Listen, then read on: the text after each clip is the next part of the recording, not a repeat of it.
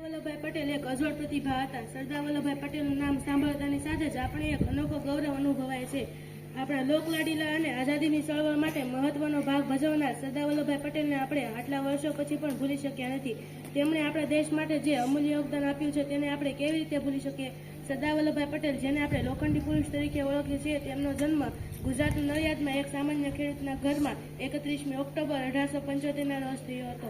સરદાર વલ્લભભાઈ પટેલના માતા પિતા ખૂબ જ ધાર્મિક હતા. તેમણે પોતાનું શિક્ષણ ગુજરાતીમાં મેળવ્યું હતું. 1910માં તેઓ વકીલાત માટે ઇંગ્લેન્ડ ગયા હતા. 1913માં તેઓએ વકીલાતની પદવી મેળવ્યા બાદ ભારત પાછા ફર્યા. ત્યારબાદ તેઓ ગાંધીજીથી પ્રભાવિત થઈ આઝાદીની ચળવળ માટે તેમની સાથે જોડાણા હતા. ગાંધીજી અને સરદાર વલ્લભભાઈ પટેલનો સંબંધ ગુરુ અને શિષ્ય જેવો હતો. સરદાર વલ્લભભાઈ પટેલને નાનપણમાં એકવાર કાકબલાઈ થયેલી હતી. ત્યારે ગામના એક વૈદરાજ આવ્યા અને તેમને દામ દેવા લોખંડનો સળિયો ધગધગાવી તૈયાર કર્યો. જ્યારે વૈદરાજ દામ દેવા ગયા ત્યારે કુમળું બાળક જોઈ અવઢવ પામ્યા હતા. ત્યારે સરદાર વલ્લભભાઈ પટેલે વૈદરાજના હાથમાંથી સળિયો લઈ પોતાની જાતે જ કાકબલાઈ ઉપર દામ દઈ દીધેલો હતો. જોનારા સૌ દંગ રહી ગયા હતા. આવા વિશિષ્ટ ગુણોને વ્યક્ત કરતા નાનપણના અનેક પ્રસંગો છે. એક વખતની વાત છે. સરદાર વલ્લભભાઈ પટેલ પોતાની કોર્ટની કાર્યવાહીમાં વ્યસ્ત હતા. ત્યારે એક પટ્ટાવાળો આવીને તેમને તાર આપી ગયો. તે તાર વાંચ્યા પછી કોઈ પણ પ્રક્રિયા વગર તેમને ખીચામાં મૂકી દીધો હતો અને કોર્ટની કાર્યવાહીમાં વ્યસ્ત થઈ ગયા હતા. કોર્ટની કાર્યવાહી પૂરી થયા બાદ એક માણસ આવીને પૂછ્યું કે મિસ્ટર પટેલ, કેનો તાર હતો? સરદાર વલ્લભભાઈ પટેલે ધીમેથી કહ્યું કે મારા પત્નીનું અવસાન થયું છે.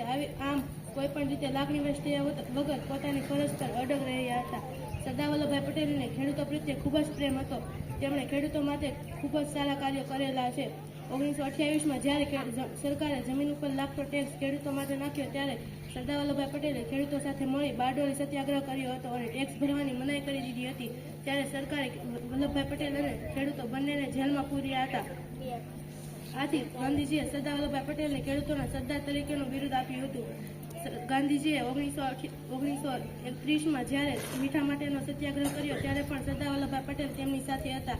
1942માં ગાંધીજીએ ભારત છોડો આંદોલન કર્યું, ત્યારે પણ બ્રિટિશ સરકારની વિરુદ્ધ સરદાર વલ્લભભાઈ પટેલ તેમની સાથે હતા. આથી ગાંધીજી અને સરદાર વલ્લભભાઈ પટેલ બંનેને બ્રિટિશ સરકારે જેલમાં પૂર્યા હતા. જ્યારે સરદાર વલ્લભભાઈ પટેલ જેલમાં હતા ત્યારે તેમના માતા પિતાનું અવસાન થયું, છતાં પણ તેઓ ડગ્યા નહીં. સરદાર વલ્લભભાઈ પટેલનું મૃત્યુ 15મી ડિસેમ્બર 1950ના રોજ મુંબઈમાં થયું હતું. જ્યારે તેઓનું મૃત્યુ થયું ત્યારે ગુજરાતને કોઈ મહાન યોદ્ધો ગુમાવ્યો હોય એટલો આઘાત લાગ્યો હતો.